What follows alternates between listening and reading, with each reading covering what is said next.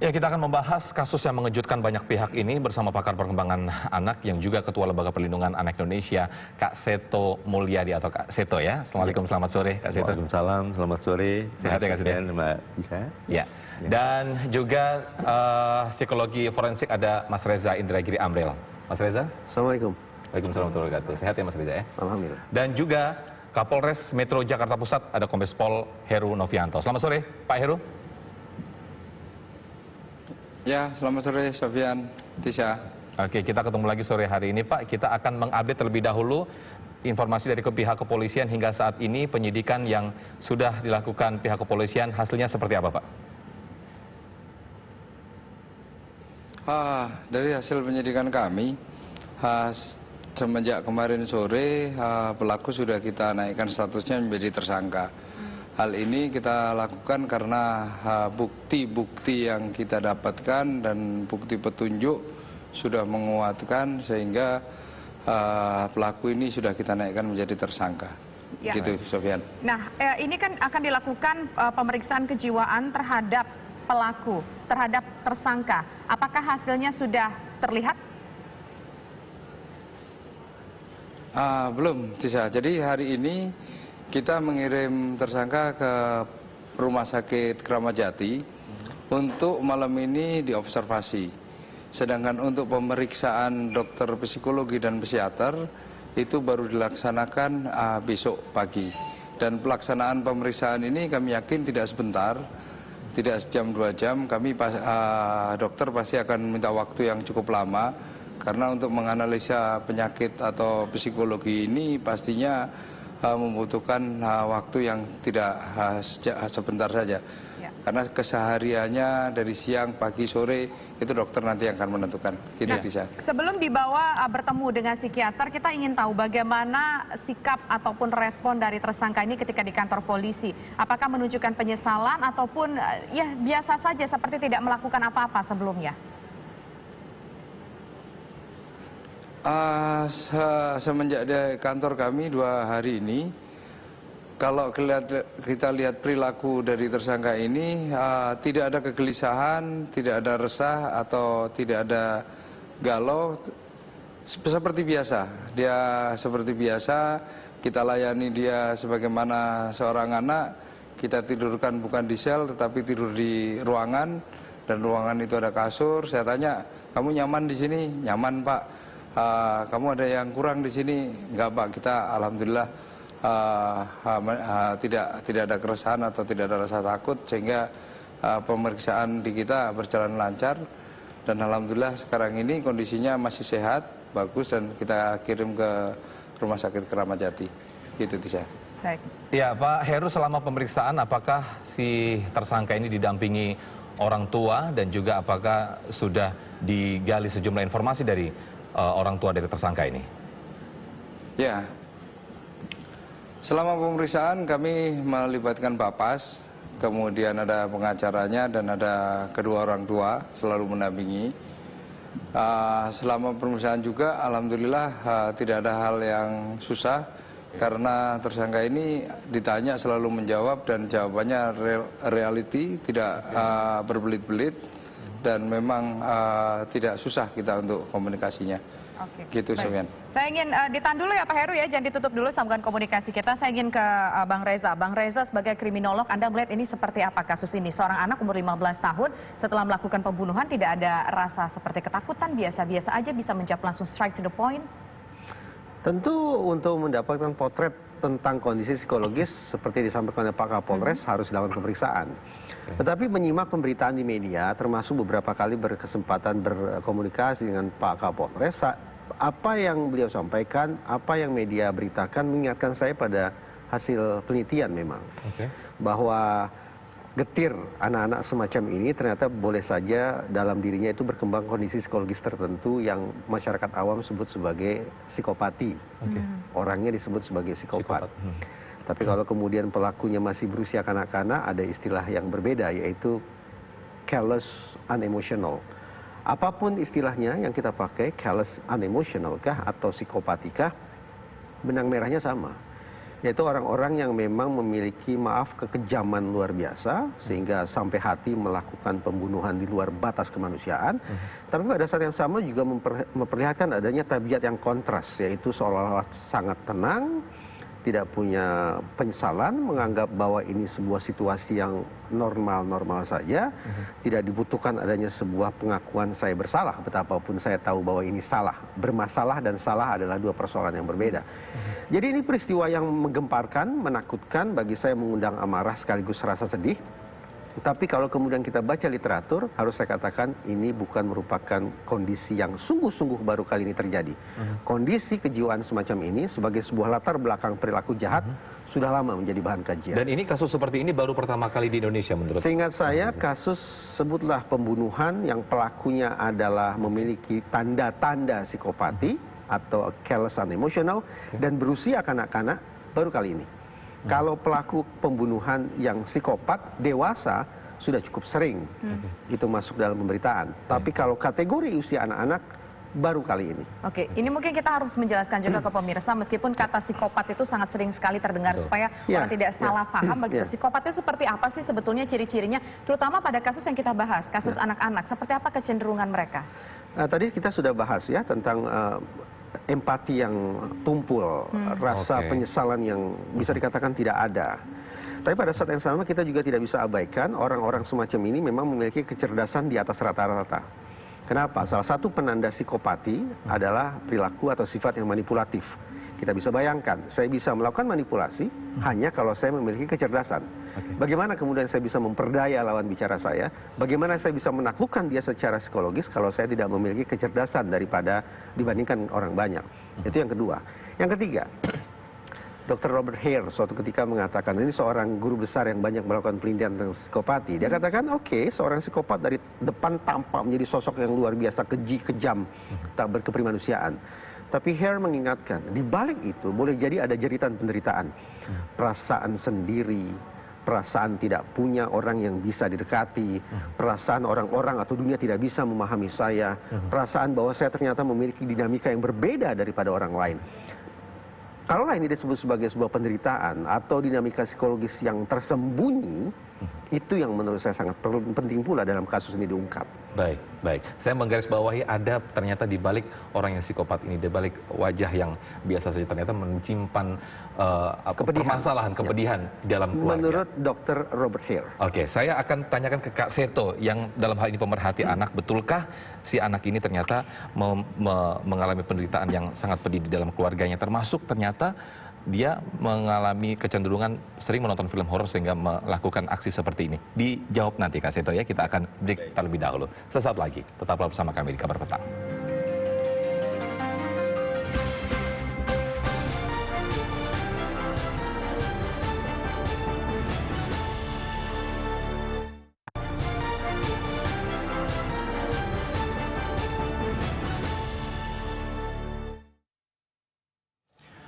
Baik, meneruskan dialog kita tadi dan saya menyambung dua pertanyaan saya ke Kak Seto tadi. Seperti yang disampaikan Bang Reza tadi bahwa anak psikopat biasanya mengalami permasalahan di dalam keluarganya dan ternyata si pelaku ini, tersangka ini mempunyai kecenderungan sering menonton film horor. Pengamatan Kak Seto. Ya, sebelumnya saya ingin menegaskan bahwa dari pengamatan saya selama 50 tahun bergerak di dunia anak-anak ini, itu melihat potensi adanya tadi callous unemotional CU ini atau ya psikopati untuk anak ini sebetulnya cukup tinggi.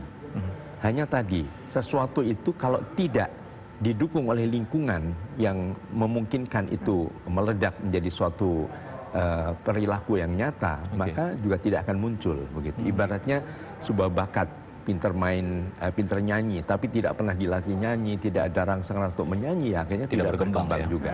Nah ini juga demikian. Ya, jadi dalam hal ini memang lingkungan yang kondusif, yang penuh kasih sayang, penuh perhatian, penuh kepedulian dan sebagainya, itu bisa merupakan lingkungan mencegah munculnya berbagai ledakan-ledakan diakibatkan oleh masalah kerusakan otak yang menimbulkan tadi kelainan-kelainan perilaku seperti callous unemotional atau psikopati pada anak-anak. Kak Seto, setelah peristiwa ini terjadi kan ada beberapa yang muncul, bisa kita lihat di layar kaca seperti ada gambar-gambar yang gambar, ada gambar perempuan, ada juga dia menggambar gambar yang menunjukkan seperti makhluk yang katakanlah bukan manusia normal, kemudian juga ada tulisan-tulisan hati, curahan-curahan seperti ini. Ini apakah menggambarkan kondisi seperti apa sih kejiwaan yang ia rasakan saat ini? Apakah memang ini menunjukkan bagian kepedihan dia, sisi gelap dia, ada yang tidak bisa diungkapkan? Ya, memang dalam tes psikologi ini bisa mewakili, ada tes gambar ya, gambar yang begini, ada sesuatu disembunyikan ya, mungkin ada faktor yang tidak langsung berani diungkapkan. Nah, ini juga bisa menunjukkan ya seorang yang mungkin dalam keadaan kesendirian, ketidakpedulian, mungkin juga frustrasi, kecewa, mungkin masalah rumah tangga yang tidak nyaman, yang tidak ada perhatian, bahkan mungkin ada unsur kekerasan dan sebagainya. Nah, itu diungkapkan karena dia termasuk anak cerdas ya. Dia mungkin nilai sekolahnya tinggi, mungkin pandai menguasai bahasa asing dan sebagainya. Tapi manakala hal ini tidak terungkapkan, maka diwakili dalam bentuk tadi lukisan-lukisan tadi. Mungkin itu bisa juga merupakan rencana-rencana yang akan dilakukan. Gitu. Nah, kita kembali ke Kombes Pol Heru. Kombes Pol Heru, ini kan sudah dilakukan pemeriksaan terhadap keluarga pelaku ataupun keluarga tersangka dan juga sejumlah pihak lainnya. Tergambar tidak keseharian korban seperti apa? Apakah memang cenderung tertutup atau mungkin tiba-tiba bisa menjadi orang yang kasar, abuse? Hasil pemeriksaan kami terhadap orang tua, baik bapaknya dan ibu tiri dan ibu kandungnya, kesehariannya yang bersangkutan itu menyampaikan tidak ada yang aneh.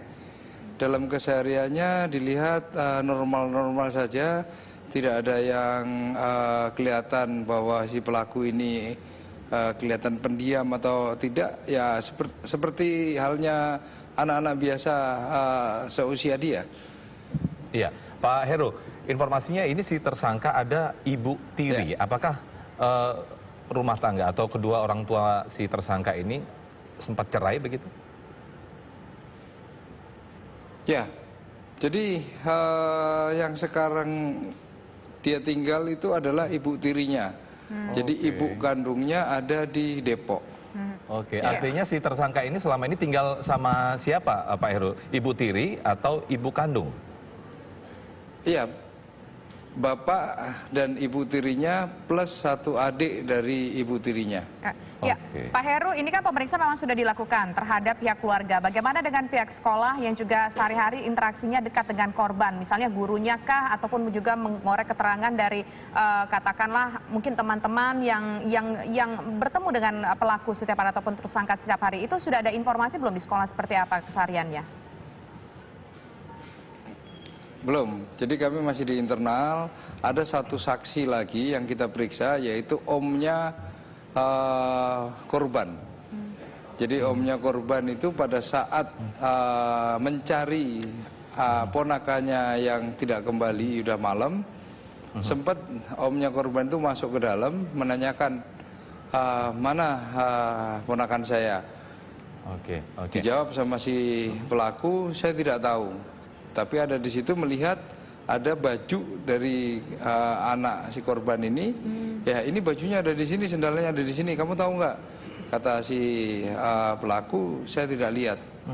Padahal sebenarnya itu sudah di atas kamarnya dan dibunuh, disimpan di dalam lemarinya. Nah, ini menarik. Apakah om korban ini curiga? Jangan-jangan ada apa-apa ketika malam itu ia datang ke rumah si tersangka? Dengan bukti ada sendal di sana, bajunya ada. Tapi menyangka tidak kalau si NF ini yang melakukan? Tidak nyangka. Si omnya menyatakan saya tidak sangka bahwa pelaku ini yang melakukan dan menaruh di dalam lemarinya, tidak nyangka. Hanya dijawab saya tidak tahu, tidak ke sini, terus omnya keluar lagi. Kemudian mencari lagi di tempat lain dan tidak ditemukan. Oke, saya ke Bang Reza. Dari informasi yang tadi disampaikan Kombes Pol Heru ya, bahwa ketika diberikan pertanyaan, menjawabnya biasa saja dan bahkan lengkap begitu ya menjawabnya. Bagaimana kita bisa tahu bahwa anak ini psikopat sehingga kita bisa lebih waspada gitu? Ditahan dulu Bang Reza. Kita akan break terlebih dahulu, usai jeda sesaat lagi. Tetap di Kabar Petang.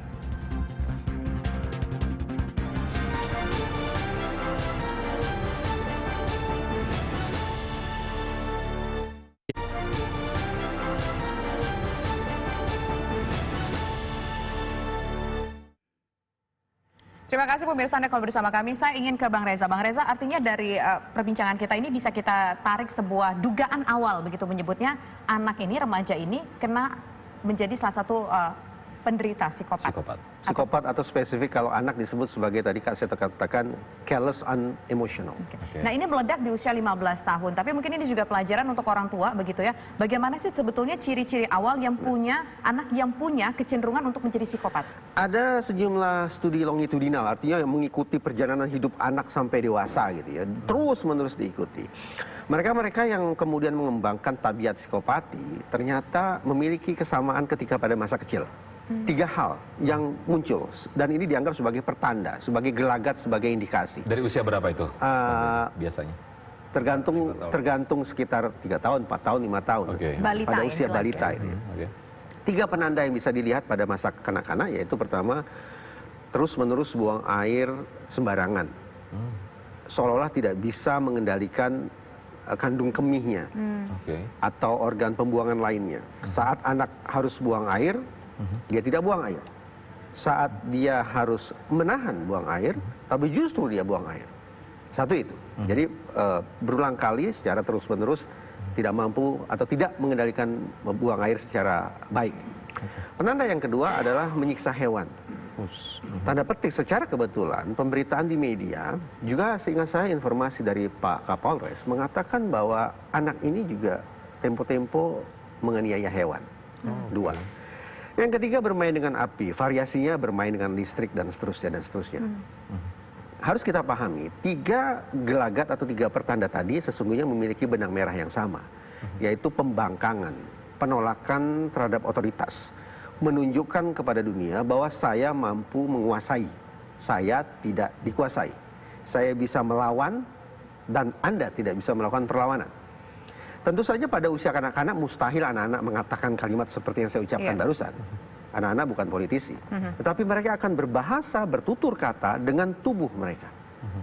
Mulai dari fase anal, masa pembuangan, sampai kemudian anak melakukan eksplorasi tentang bagaimana memanipulasi dunia dalam kurung, melakukan pengerusakan dengan menggunakan instrumen-instrumen tambahan. Salah satunya tersangka ketika ditanya oleh tetangga sekitar, dia biasa aja. Ini salah satu bentuk memanipulasi juga.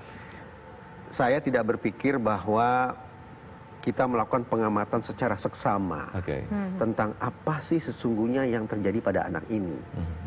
Terlebih bagi anak hari ini, kehidupan mereka barangkali tidaklah di sekitar rumah. Tapi tadi pertanyaan Mbak Tisa, kehidupan mereka di sekolah dan kehidupan mereka di media sosial. Jadi kalau ingin mengetahui gelagat atau tanda-tanda yang mencurigakan pada anak, barangkali hari ini harus kita koreksi.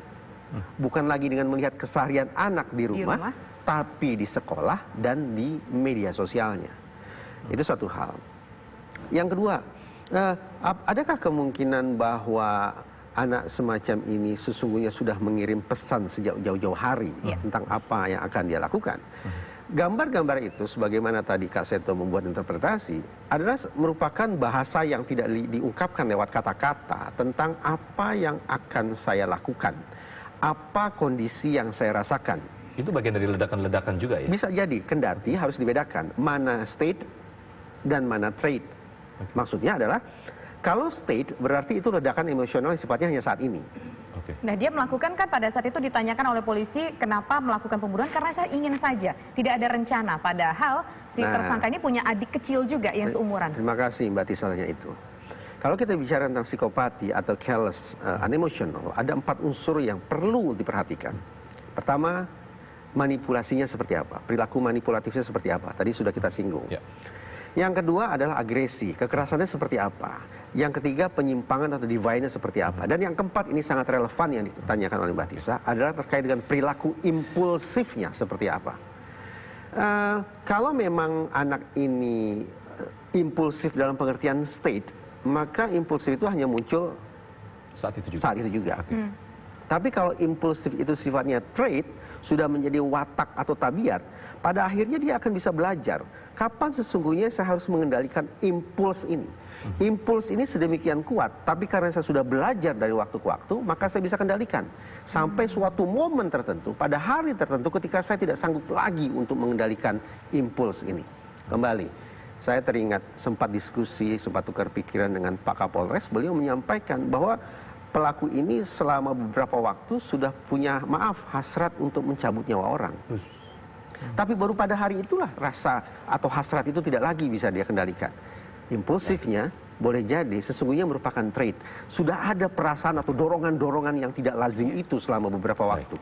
Tapi dia kendalikan lewat proses belajar. Oke, Bang Reza, kita dan juga pemirsa, kita sudah tahu pelajaran atas peristiwa ini dan juga kehati-hatian. Saya ke Kak Seto, apa yang bisa dilakukan oleh para orang tua dan juga lingkungan? Ya, tadi kan dikatakan bahwa unsur bakat, ya dalam tanda kutip istilah bakat ini hanya akan muncul menjadi sesuatu yang real itu kalau lingkungan mendukung. Nah, lingkungan yang mencegah, ibaratnya suatu bunga tertentu akan merekah kalau lingkungannya kondusif. Nah, ciptakanlah tanah yang gersang untuk bunga yang sangat berbahaya ini, watak yang sangat berbahaya. Yaitu apa? Penuh kasih sayang, penuh perhatian, penuh kepedulian. Jadi gagasan yang pernah dilontarkan oleh LPAI, Lembaga Perlindungan Anak Indonesia, adalah melibatkan warga untuk bersama-sama melindungi lingkungannya. Semua peduli pada anak-anak, peduli pada perlindungan anak. Yaitu setiap RT dilengkapi ditambah satu lagi seksi, seksi perlindungan anak tingkat rukun tetangga, disingkat Sparta. Nah, Tangsel pertama kali dapat rekor muri sebagai kota pertama di Indonesia yang seluruh RT-nya sudah dilengkapi dengan Sparta. Menyusul Kabupaten Banyuwangi, lalu Kota Bekasi, lalu Kabupaten Bengkulu Utara.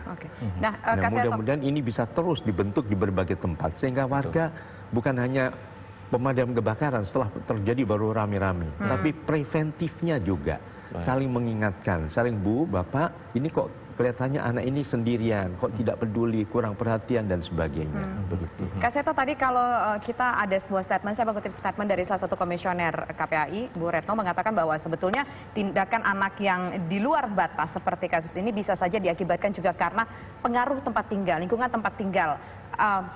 Apakah ini juga ada analisisnya begitu? Kalau seseorang katakanlah dari golongan keluarga strata A, B, C, D ini punya kecenderungan untuk menjadi seseorang yang bertindak di luar batas seperti kasus NF ini. Tapi nanti dijawab Kak Seto ya, usai jeda berikut. Pemirsa, kami kembali sesaat lagi.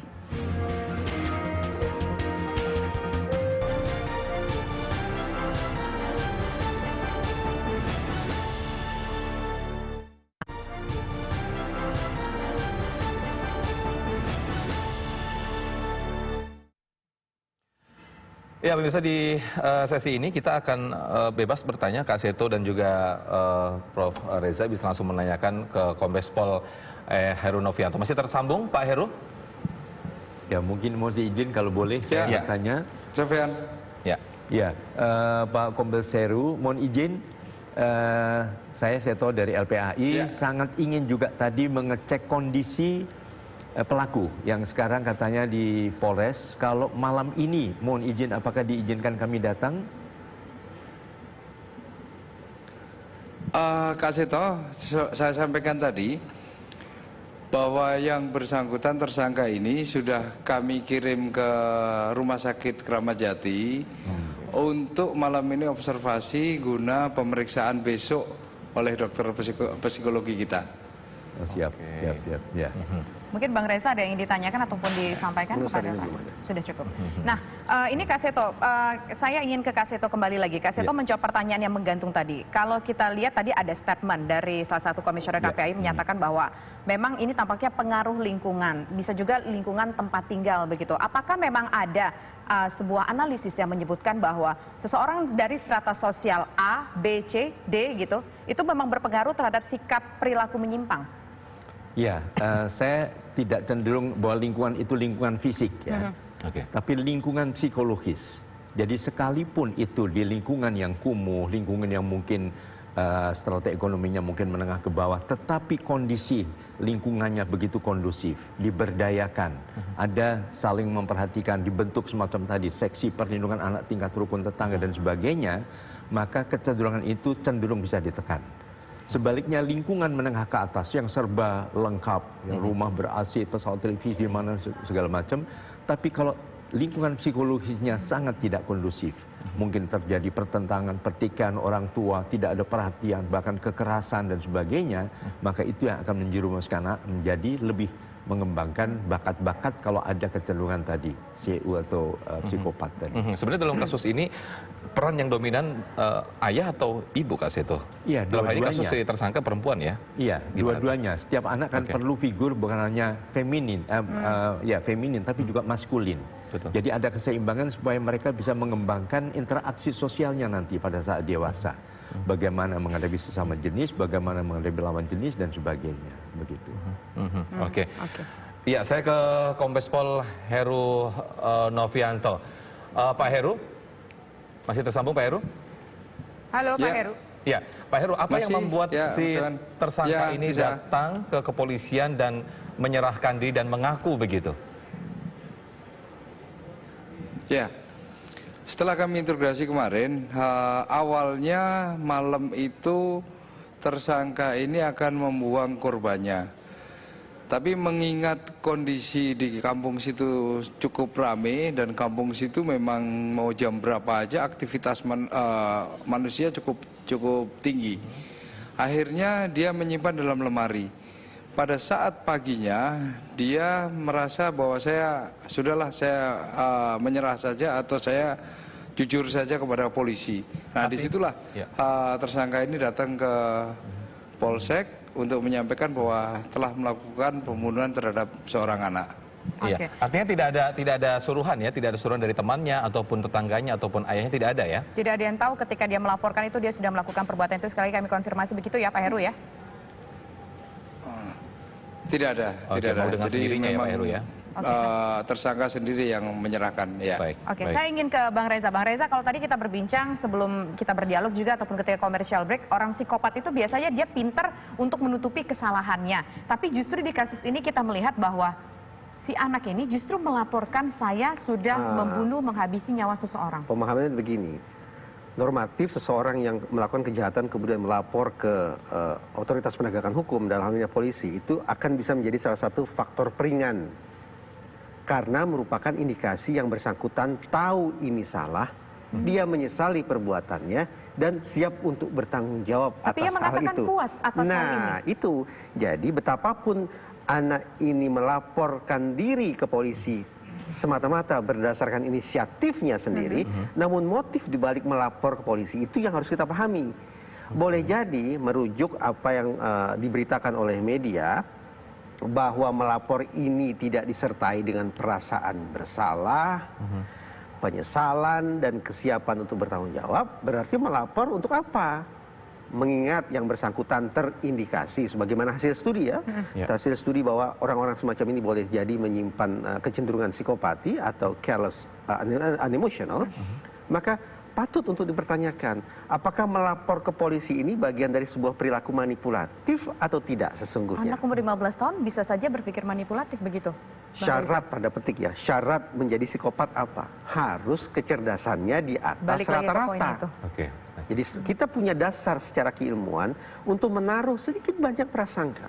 Ini perilaku nyata atau fabrikasi, ini manipulasi atau ketulusan. Pertanyaan-pertanyaan semacam itu patut diajukan. Kenapa? Bukan karena pelaku ini berusia kanak-kanak, tapi boleh jadi karena perilaku si pelaku ini sesuai dengan gambaran studi memiliki kecenderungan psikopati. Baik. Bang Reza, kalau seandainya memang terbukti anak ini, NF ini adalah pengidap psikopat, Baik. treatmentnya ketika sudah ketuk palu hukum, apakah dia harus dimasukkan ke dalam sel atau mungkin dia harus mendapatkan treatment secara psikologis? Di penjara atau direhabilitasi. Betul. Yes. Kita mulai opsi pertama. Studi menyimpulkan bahwa pemenjaraan bukan merupakan resep yang mujarab bagi pelaku kejahatan yang sekaligus memiliki indikasi psikopati. Hari ini dia di penjara, sekian tahun dia mengakhiri masa hukuman, tingkat residivismenya tetap tinggi. Berarti kemungkinan mengulangi perbuatannya tetap tinggi. Jadi pemenjaraan kita tutup. Tersisa satu opsi, yaitu rehabilitasi. Sayang beribu sayang Mbak Tisa, hingga detik ini belum ada satupun resep ampuh untuk mengubah tabiat dan perilaku pelaku kejahatan yang juga pengidap psikopati. Kita ini seperti berhadapan dengan tembok besar, berhadapan dengan kasus-kasus kejahatan di mana pelakunya diketahui mengidap psikopati. Alhasil penjara tidak efektif, rehabilitasi tidak mujarab, lalu apa? Ya. Sayang beribu sayang. Kalau yang kita perbincangkan pelaku dewasa dengan kekejaman luar biasa, gampang bagi saya untuk menjawabnya. Tapi karena pelaku ini masih kanak-kanak, maka sulit bagi saya untuk mengatakannya. Itu yang bisa saya sebut. Oke, kita Jadi tidak... apa yang mujarab, yang ampuh? Iya, saya pilih lempar handuk. Ada sebetulnya langkah ampuh untuk melindungi korban dan masyarakat, bukan untuk kepentingan pelaku. Korban, Tadi ya? pertanyaan Mbak Tisa kan adalah untuk kepentingan pelaku. Oke. Ya. Kalau kemudian sanksi yang dijatuhkan itu adalah untuk kepentingan memulihkan hak dan martabat korban, sekaligus mencegah jatuhnya korban berikutnya, jawabannya sudah jelas. Oke. Pelaku harus dihentikan. Oke, pelaku dihentikan, biarkan masyarakat yang menyimpulkan begitu ya, untuk dalam forum ini kita Tapi tutup itu dulu. pelaku dewasa loh Pelaku ya. dewasa. Kalau Kalau pelaku untuk anak-anak? anak-anak, saya tidak akan mengatakan hal seperti itu. Oke, baik. Baik. Terakhir ke Kombes Pol Heru Novianto, apa yang hukuman apa yang dijatuhkan kepada tersangka ini nantinya? Pasal maksud kami. Halo, Kombes Pol Heru. Halo, terputus? Iya, pasal Ya. apa yang dikenakan Ya. bagi tersangka? Pasal yang kita kenakan tetap perlindungan anak. Jadi ada beberapa yang kita masukkan, yaitu pasal 76C, Junto 70 ayat 3, dan pasal 338 dan pasal 340 KUHP. Namun demikian, ini kita sangkakan, tetapi nanti untuk keputusan tetap kita serahkan kepada hakim, karena yang memutuskan adalah hakim. Baik. Gitu, Nah, itu soal bisa. apa? Selain KUHP, selain perlindungan anak, pasal apa lagi tuh yang menyangkut di situ, berarti, Kombes? Tetap kita menggunakan pasal 76 ini untuk perlindungan anak. Dengan ancaman 76C hukum? dan Junto 80. Dengan ancaman hukuman? Ancaman hukuman kalau kita di 338 seumur hidup. Seumur hidup. Oke, Oke. baik. Nah, saya ingin ke Kak Seto. Memang tadi kita sudah dapat tips dari Kak Seto dengan cara Sparta tadi, salah satu diantaranya. Tapi untuk orang tua, di sini kan korban adalah anak-anak usia 5 tahun. Pelaku juga masih tergolong anak-anak usia 15 tahun. Tapi untuk orang tua, sebagai keluarga kecil, sebagai seorang individu, apa yang bisa kita lakukan untuk anak-anak, untuk anak kita di rumah begitu, supaya jangan sampai ada korban seperti ini, baik itu menjadi korban ataupun menjadi pelaku? Ya, saya selalu menganjurkan bahwa setiap orang tua juga harus menjadi orang tua profesional. Ayah profesional, ibu profesional. Jadi juga bagian dari profesi. Bukan hanya sekedar melakukan tugasnya di luar dan sebagainya, tapi juga di dalam keluarga. Jadi upaya bagaimana membangun keluarga yang lebih harmonis, keluarga yang saling komunikasi, keluarga yang memberikan penghargaan, apresiasi terhadap apapun yang dicapai oleh setiap putra-putrinya, itu akan memungkinkan anak-anak berkembang lebih baik, lebih positif dan lebih optimal, dan mencegah berkembangnya berbagai hal-hal yang mengarah kepada tindakan-tindakan negatif tadi. Baik, jawaban dan informasi dari Kak Seto tadi sekaligus menutup dialog kita hari ini. Bang Reza Indragiri, terima kasih. Sedikit saja Bang Reza. Oke, sudah selesai? Sudah selesai. Terima kasih Bang Reza, dan juga Kombes Pol Heru Novianto, terima kasih atas waktunya.